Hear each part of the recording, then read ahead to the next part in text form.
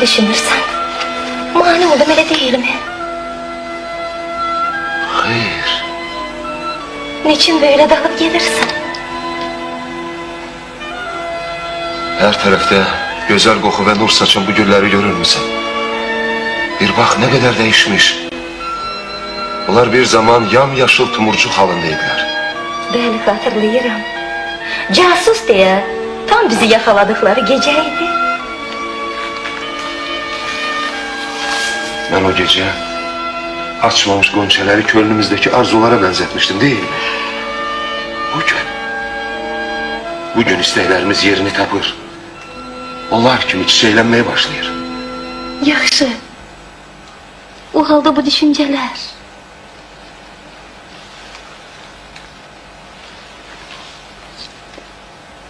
Olga, biz artık buranı terk etmeliyiz. Niçin? Halbuki burada saadet var. Hayır. Aksine saadet bizi başka bir alemde gözlüyor. Fikrini hiç anlamıram Orhan. Sen yıldırım kimi büyük bir padişahın sarayında. Özü de sevgili yaverlerden birisən. Daha ne istiyorsan?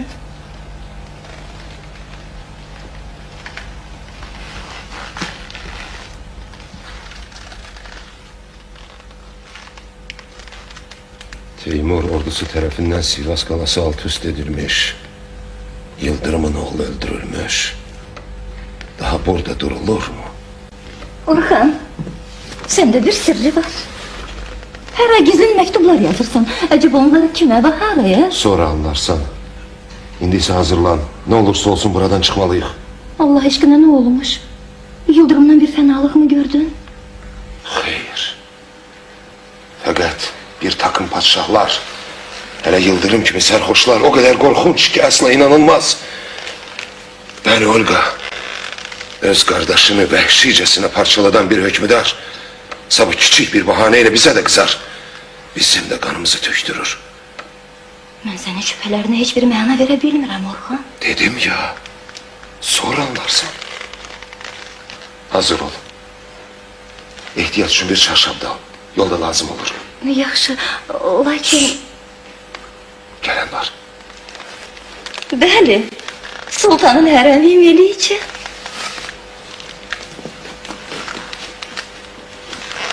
Vazife her şeyle mükaddestir.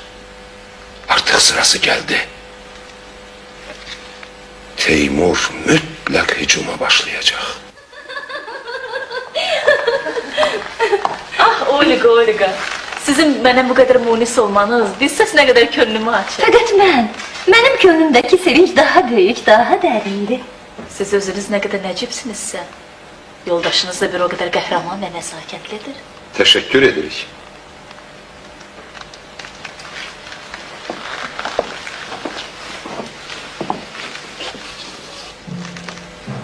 Yıldırım?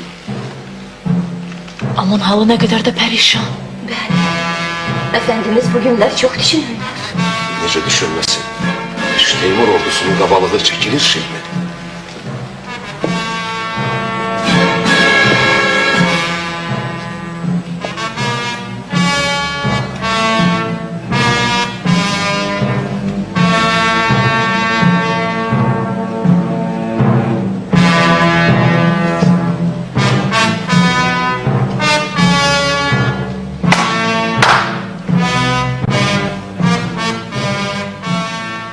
Ali Paşa harda?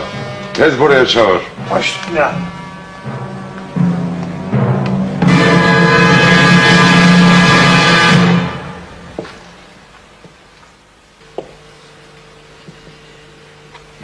Teymur, Teymur. Senin bu derecede saygısız olduğuna inanmazdım.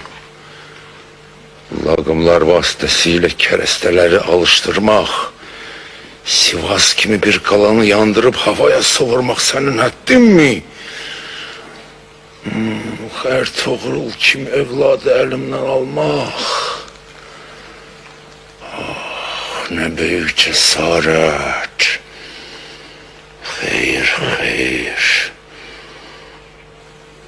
Bu seherli tikan, pacı tahkir asla unutulmaz. Duygusuz cellat. İhtimal ki bu hərəkət onu saymadığın üçün bir xəbərdarlıq, təbir caizsə bir tənbihdir. Bir xəbərdarlıq mı? Bir tənbih mi? Nələr eşidirəm? Bəli, ixlas və sədaqətim bu acı həqiqəti söyləməyə məni məcbur eləyir. Mən üzərimə gələn kocaman səlib ordularını qəhr etdim. Fransa ve Almanya cəngavərlərini dəf etdim.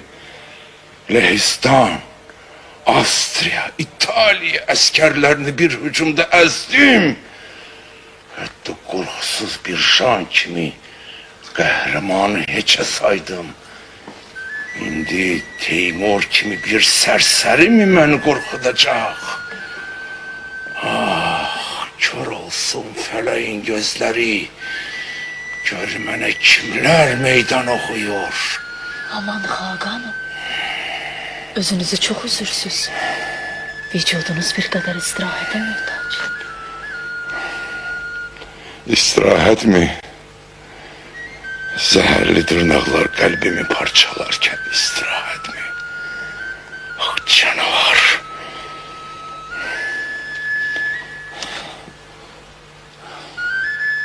Bizi yalnız bırak.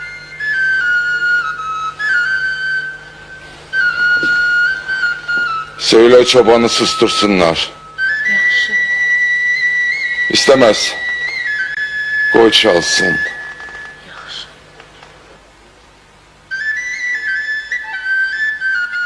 Çal. Çal Bəxtiyar çoban çal. Ne Sivas kimi şehrin elinden getirmiş, ne Ertuğrul kimi oğlum. Efendimizi bir qədər kefsiz görürəm. Bəli, kefli vezirlerin sultanı daima kefsiz olur. Hər halda şöfkətli Xaqanın mərhəməti çakərlərinin qüsurundan daha böyükdür. Mənə bax. Sen Sivas hadisesine ne diyorsun? Yalnız çocukça bir tecrübe, mənasız bir tecrübe. Açık söyle, nece yani mənasız? Çünkü Teymur Sivas qalasına təcavüz etməklə müharibəni uzatmaqdan çəkinmiş. Görünür əskərlərimizin şücaətini görmüş, yaxşıca dərs almış. Cəsarəti olsaydı, Sivası bırakıp da Misir Şam tərəflərinə keçməzdi. Sen serhoşsan. Bugün sabah Mısır'ı da alt üst eleyecek, Şam'ı da. Zaten etmiş. Ne söylüyorsun? Hətta geri belə dönmüş. Və Araz çayını keçib Azərbaycana daxil olmuş. Şəhd. Bəli. O indi Qarabağın sərin yaylalarında, otlu çiçəkli ovalarında istirahət və şənliyə məşğuldur. Sen bu haberi bana indiye kadar ne için söylemedin? Çünkü həm xəstəsiniz, həm də ki əhəmiyyətsiz bir şey. Ehemmiyetsiz mi? Ehemmiyetsiz mi? Sen Teymur'a karşı Mısır Şam hükümetleriyle ittifak bağlayacağına, Bursa meyhaneçilerine şərəf sifarişiyle meşgul olmuşsan. Sultanım. Şeyh Buhari Hazretleri. Gelsin. Hoş. Şeyh, fazil ve muhterem bir zat. Onun bu gelişi hiç de manasız değil.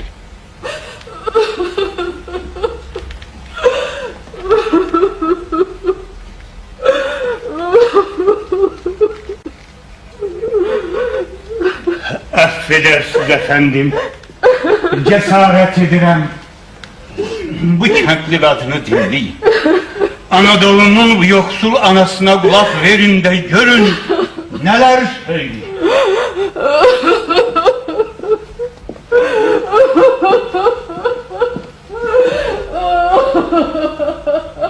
Söyle.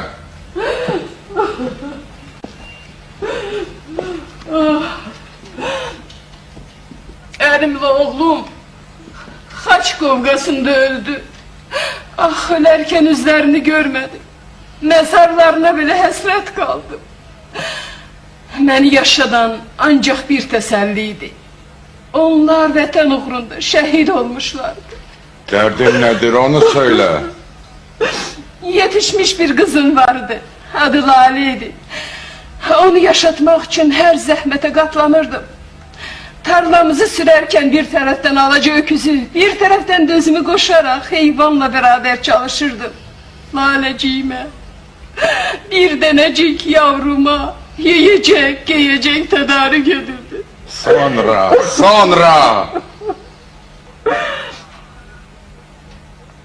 Sonra azgın yeniçeriler, senin o kaba ve serhoş askerlerin öküzümü aldılar. Bırakmak istemedim, incittiler. Yalvardım, dövdüler. Ben hiç. Kızım, ah yavrum. Canavarlar köleksiz bir kuzuya hücum ederken onu sardılar. Ağlamasına, çırpınmasına bakmadılar. Cellat kimi alıp götürdüler. Ah Laleciğim, ah yavrum. Cevap ver Ali Paşa.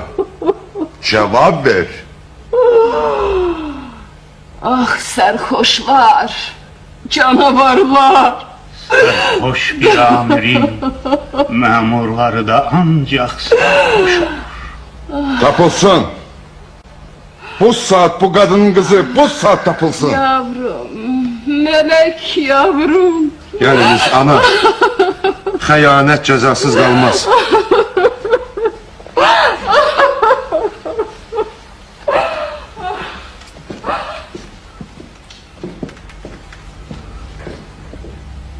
Zavallı kadın bilmez ki yalvardığı padişahın içtiği şarablar yalnız yoksul kentlerin tökülen alıqanlarından, qanlı göz yaşlarından tedarik olur. Teymur elçisi!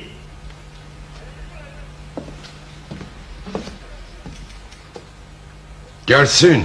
Baş ne? Yine mi elçi? Yine mi Teymur elçisi?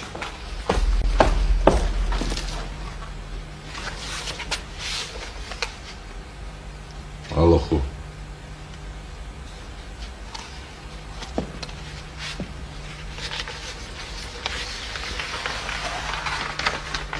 Bu mektup harda yazılmış? Azərbaycanda, Qarabağ yaylasında. Çık gözle. İndi cevabını alırsın. İtaət. Dəhşət. Ne yazır? İndi ne yazır? Tanrı qulu Teymurdan Sultan Rum İldırım Bəyazidə Uzun laf istemem.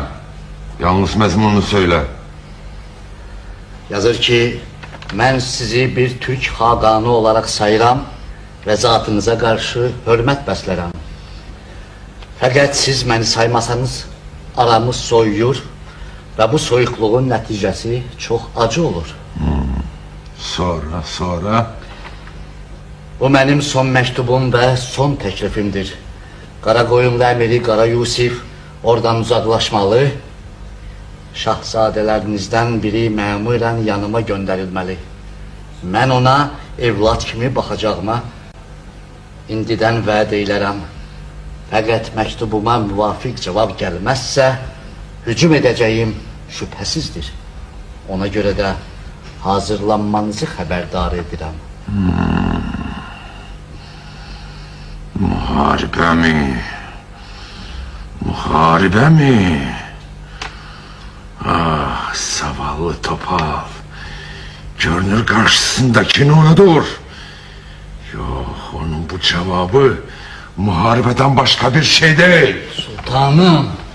Zannimce qəzəb və hiddət Efendimiz'i yanlış mühakimelere sevk edir. Teymur da sizin kadar cesur, kahraman ve sarsılmaz hükmüdar. boş yere Türk evladının kanını tökdürmeyin ve etrafınızı saran düşmanları öz felaketinize güldürmeyin. Xeyr Mirim. Ben indiyədək senin acı nəsihətlərini dinledim. Əfsus ki bundan sonra dinlemeyeceğim. Çünkü bu mektubun mezmunu təhqirlərin ən acısıdır. Bəli, bilirəm. Acıdır. Hatta benim sözlerim ondan da acıdır. Fakat onunla çarpışacağına öz nefsinle mübarizə et. Cesaret edirəm.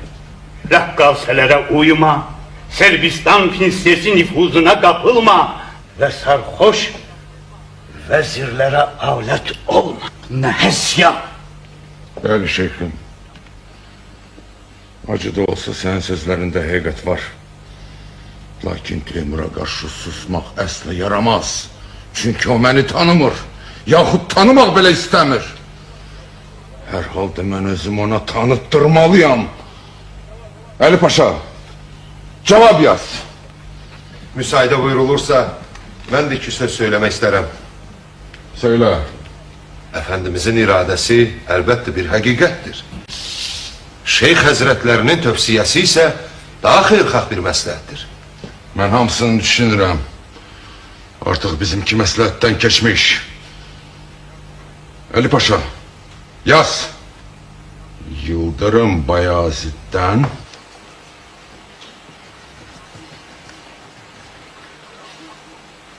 Kəlbəqur Teymur'a. Kuduz mi? Nece? Kerpebur mu? Yazdın mı? Kəlbəqur Teymur'a. Kəlbəqur Teymur'a. Yaz. Muharebemiz muharebedir. Her kim sözünden kaçarsa kadını üç talağıyla boş olsun. Felaket, dehşet. Ötesini özün bilirsen benim diyeceğim bu. Efendim müsaade buyurun. Bu cevap edebe asla muvafık değil, hem de hiçbir hüsnü tevil kabul etmez. Beli bu bir hata, bu bir tecavüz ki hiçbir hükümdarın şanine yaraşmaz. Artık yetişir. Rica ederim hiç kes benim işime karışmasın. Yaxşı sultanım, karışmam. Lakin bu cevabınızla siz büyük bir mesuliyeti tarihi altında kalacaksınız. Mənə müsaade. Buyurabilirsiniz. Bəli, bu mektublu Yıldırım böyük bir mesuliyeti tarihiye altında kalacakmış. Her halda şeyh bədxax bir şəxs değil. Ne olursa olsun benim iradem qətidir. Bana bak Orhan, sen bu vakte kadar bizden hürmet ve mehabbet gördün. Ve o sayede Anadolu'da yaşayan Tatar Türkmen kabilelerine nüfuzun var. Efendimizin lütfünden Onlara icraya tesir etmeli. Sabah orduya seferberliği edeceğim. Bakalım Timur bize karşı ne edir. Fakat sakın vazifende sehlenkarlık etme. Məncə vəzifə hər şeydən müqəddəsdir. Amirim uğrunda baştan keçməyə hazıram. Haydi arslanım, iş başına. Unutma ki seni daha büyük rütbeler gözlüyor. Ali Paşa, o mektubu elçiye ver. Koy benden son hediye olarak Teymur'a götürsün. Baş üstüne.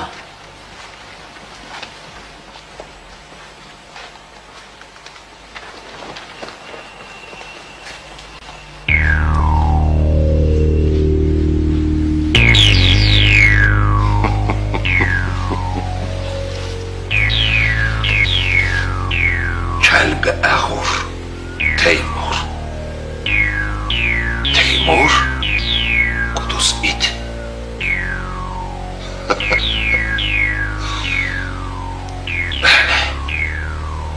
Ama sərxoşların təsəllisi ziyan.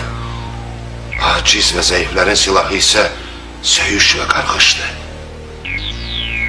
Fakat ey mağrur ve eyyaş sultan, emin ol ki sabah, beni sabah o koca kahramanın demir pençesinde yılan kimi kıvrılacaksan ve gözlenilmez bir mağlubiyetle zebun ve perişan olacaksan,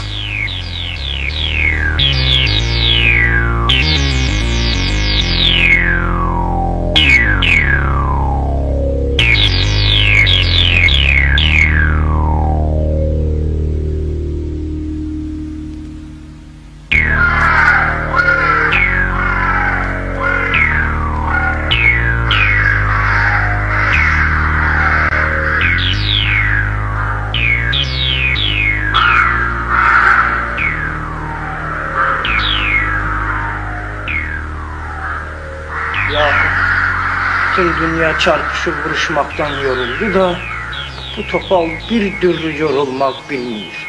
Yine şikayet mi? Ne tez usandın azizim. Mısır'da ve Şam'da töktüğümüz kanlar hele kurumuyor. İndi de Ankara kovgası, Ankara belası. Ne demek? 5 gün rahatlanmak yok mu ya? Yaxşı, Qarabağın o çiçekli ovalarında Azerbaycan'ın o cennet kadar güzel ve ruhlu bir güşesinde sürdüğün zevk ve sefalar yetişmedi mi? Ne demek?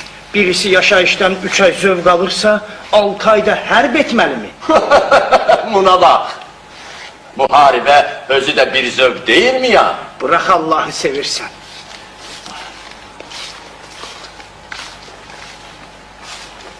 Şam etrafında vuruşarken ayağıma bir ok değdi. Hele aksıyıram.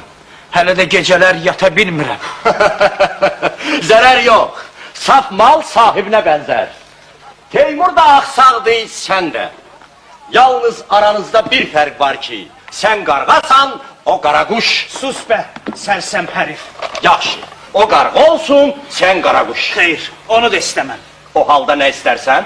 Ne isteyeceğim? Bak bu Ankara muharebesi hiç benim hoşuma gitmiyor. Ne var ne yok, Teymur Yıldırım'ı yenecekmiş. Yaxşı, benim xeyrim ne olur? Ha? Mısır'da, Şam'da vuruşurken hiç olmasa elimize paradan maldan bir şey geçti. Burada galip gelirsek söylemenin bak bu ovucuma ne girecek? Ankara'nın kuru boş sehrası mı? Vay! Yehudi dellalı vay! Sen muharebeye gayret için mi geldin? Ne demek? Topal ad kazansın da arada benim canım çıksın, öyle mi? Bu sözler bir Türkiye yaraşmadığı kimi bir askere hiç yaraşmaz. Bəli, ne demek? Asker insan değil mi ya? Ne demek? Ölüp öldüren biz, gülüp eğlenen onlar. Çarpışıp vuruşan biz, atsan kazanan onlar.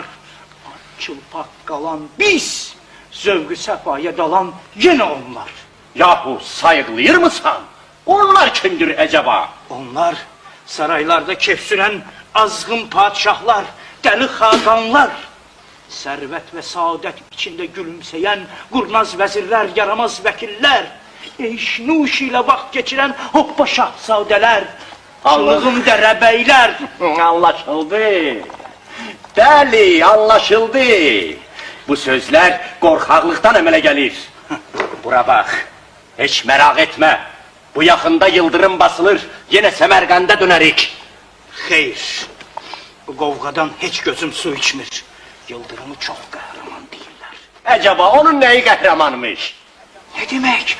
Artık neçe gündür üz üze durmuşum. Herif muharebeni bırakıp da şikara çıkmış. Yaxşı, bundan ne çıkar?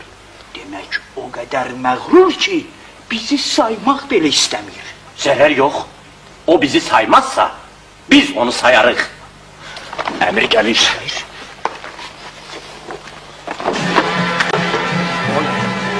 Sanki gözünden ateş saçıyor.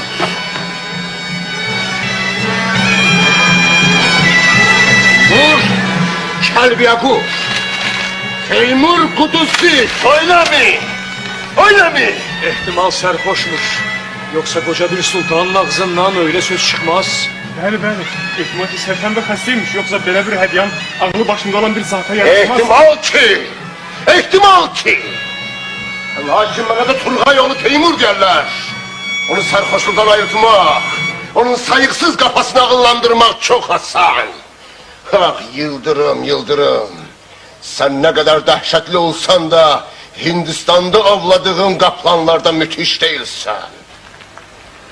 Bəli, kaplan yırtıcıların en vəhşisidir. Fakat kaplanları parçalayacak daha böyük vəhşilər var ki, o da insanlardır. Karakoyun aşireti İsfahan civarında bize gece baskın ettiler. Askerlerinden 3000 kişi öldürüldü. Karşılık olarak bütün İsfahan'ı alt üst ettim. Kellelerden kalalar kurdurdum.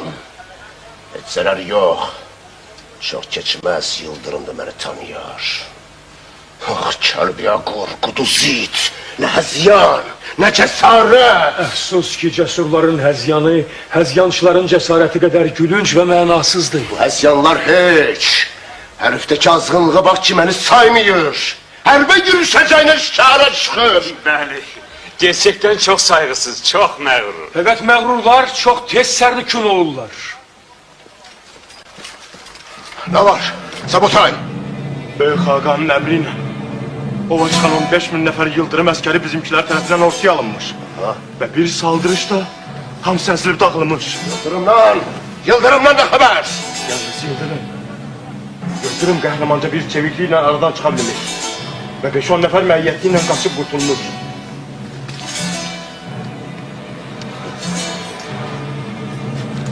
Ben kahramanları çok severim. Bir də Yıldırım şikardayken su yollarını da kestik. Tabii ordu susuz kalınca daha tez teslim olur. Çok güzel tedbir. Bunu kim düşündü? Büyük Serdar Akbuğa. Zaten her zamanı hile de müveffakiyyet vasıtalarından biridir. Ben yalnız Kerbela'daki Arap şümürünü tanıyordum. Meğerse Türk'ten de şümür çıkarmış. Kahraman Akbuğa! Daha durman lazım değil. Ordu hücuma geçmeli. Sakın Yıldırım yaralamasınlar. Ona diyecek bir kelime sözüm var. İki Sabutay! Sen de gafil olma.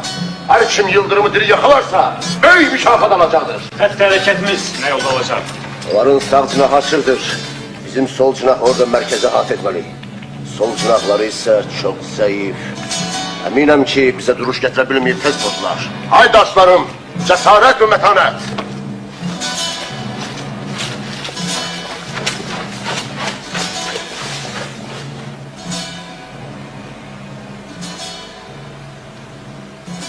Kardeş kardeş kan içir. Bu siyaset ve riyaset belası. Orhan geldi çıkmadı. Bu beni çok düşündürür. Halbuki o bugün biz tarafa geçmeliydi. Kim bilir, belki kesmiş de bizimkiler tarafından yakalanmış. Her tarafa buyruk ver, ona ilişmesinler.